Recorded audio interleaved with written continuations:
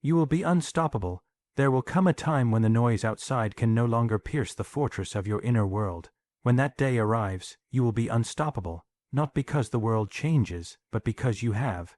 There is a part of you that you've learned to turn away from, a part you were told was too much, too dark, too dangerous. It is the rage that flares when you are disrespected, the envy that burns when others succeed, the grief that silently haunts your joy. You buried it, thinking it would protect you, thinking that to be good, you had to be clean, bright, presentable. But the truth is this: what you reject within yourself does not disappear. It festers in the dark.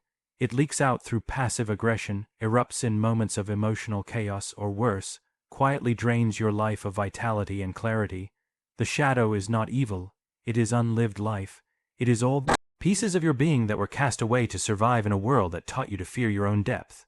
But to become unstoppable, you must retrieve what was lost.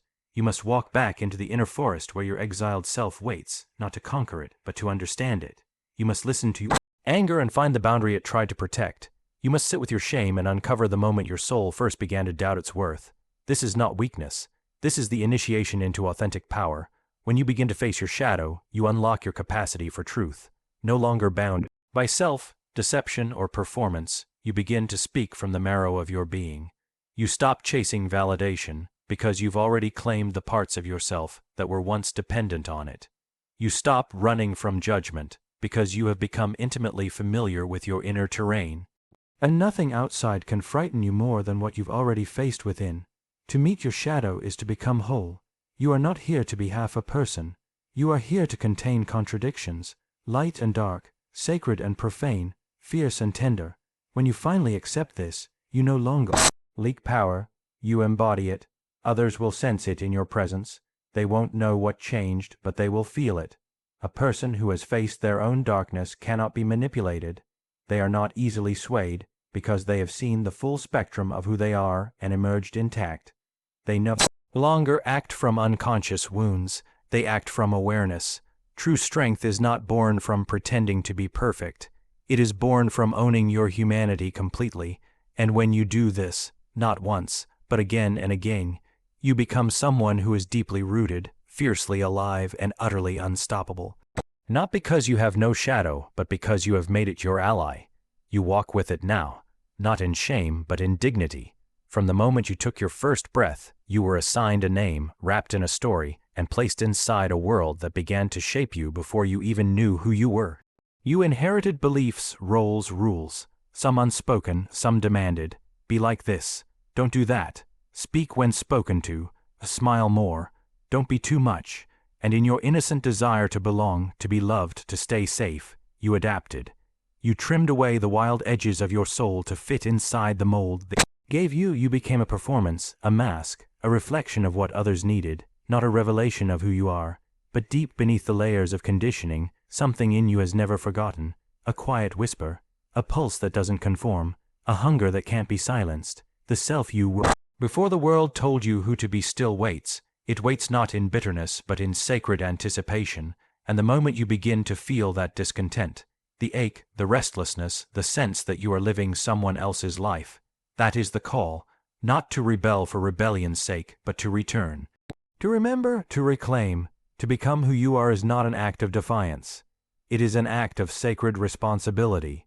It is choosing to peel back the layers of expectation and dare to meet your original self, the one that dreamed in symbols before you had words, the one who did not ask for permission to feel deeply, to move freely, to speak truthfully.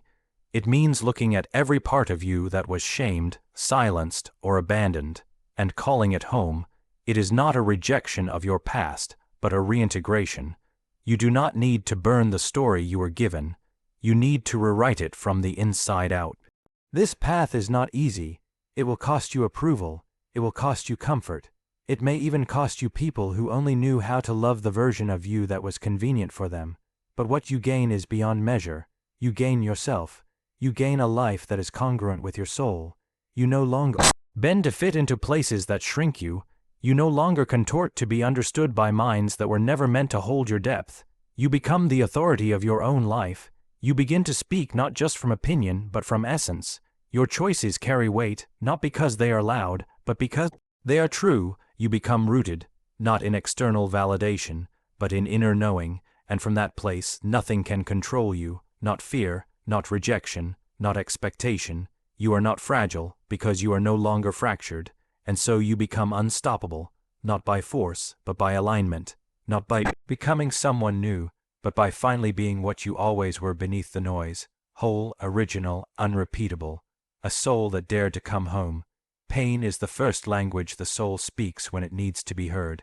It does not arrive to punish, but to reveal. Yet in a world that rushes to avoid discomfort, you are taught to silence it, to numb it, to outrun it with distraction, perfection, or denial. You learn to mask it with smiles, to bury it under productivity, or to explain it away as weakness. But the pain never disappears, it waits, and the longer it waits unattended, the more it shapes you in secret, quietly scripting your fears, your doubts, your self-sabotage. But what if pain is not the enemy? What if it's the invitation? What if it's the place where your greatest transformation is being forged? To transform pain into power, you must first be willing to sit with it, not analyze it, not escape it, but feel it in its raw, unedited form. Let the ache rise, let the grief speak, let the wound tell its story, for beneath the surface of suffering lies a sacred truth. Pain is where the mask cracks and the real begins. When you stop resisting your pain, you begin to witness its intelligence. Every heartbreak exposes the depth of your capacity to love. Every betrayal reveals where you abandoned your own intuition. Every failure unmasks the illusion that your worth is tied to success. The wound is not just a place of harm. It is a place of instruction. It teaches you what truly matters.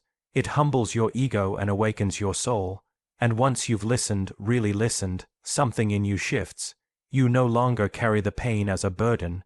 You carry it as wisdom. This doesn't mean glorifying suffering. It means redeeming it. It means understanding that pain, when held consciously, becomes alchemical. The fire that once burned you becomes the same fire that purifies you. The parts of yourself you once blamed become sacred teachers. The nights that felt endless become the very soil where your strength takes root. And slowly you begin to see that version of you that emerges on the other side is not just healed, it is transformed. The world tells you to move on, but your soul wants you to move through the darkness, through the silence, through the mourning. And as you walk through it, something miraculous happens. You find your center, you find that you are not the pain. You are the one who survived it. You are not broken. You are the one who rebuilt. And in that realization your power is born. True power is not the absence of pain. It is the intimacy with it, the ability to face it, learn from it, and then choose not to be defined by it. The one who transforms their pain becomes a vessel of depth, of empathy, of unshakable presence. And presence, real presence, is indestructible. You do not become unstoppable by avoiding suffering. You become unstoppable by walking into it and emerging with your soul intact. And when you do, nothing can hold you, not the past, not your wounds, not even fear itself. Because you've tasted the fire, and instead of being consumed, you became it. You are not merely a collection of memories, choices, and circumstances. Beneath your personal story lives something older, something vast, a silent force within you that predates language and identity. It does not speak in words, but in symbols, dreams, and deep intuitions. It is the eternal pattern, the blueprint of the soul, that has tried to express itself through you since the beginning. While the world insists you define yourself by roles and labels, this deeper part of you waits patiently for your return. It is not interested in what you do, it is interested in what you are becoming. Within the soul dwell archetypes, ancient forces that have shaped the human journey across time and culture. They are not fiction. They are inherited possibilities. They live in the stories you are drawn to, in the people who inspire you, in the emotions that rise unbidden. The warrior, the sage, the mystic, the creator, the lover, the orphan, the king. These are not just characters in myths. They are energies within you, waiting to be awakened, lived, and embodied. When you live disconnected from these inner patterns, you feel lost, not because you lack a path, but because you are trying to create one without a map. But when you begin to recognize these archetypes, you discover a thread that connects you to something far greater than your personal will. You realize that your suffering, your longing, even your desires are not random. They are part of a symbolic journey toward wholeness, To align with the archetype within is to allow something larger than your ego to guide you. You do not force it. You listen for it. You observe your dreams, your fantasies, your inner conflicts. You ask, what is life trying to shape in me right now? And in that quiet question, the archetype reveals itself, not as an ideal to perform, but as a rhythm to follow. It may ask you to step into courage, not because you feel brave, but because the warrior within has awakened. It may call you to solitude, not because you are weak, but because the sage and you need silence to hear truth. These are not masks to wear, but truths to inhabit. When you align with this inner pattern, your actions gain depth. Your decisions are no longer reactions, they are expressions. You begin to live mythically, not just logically.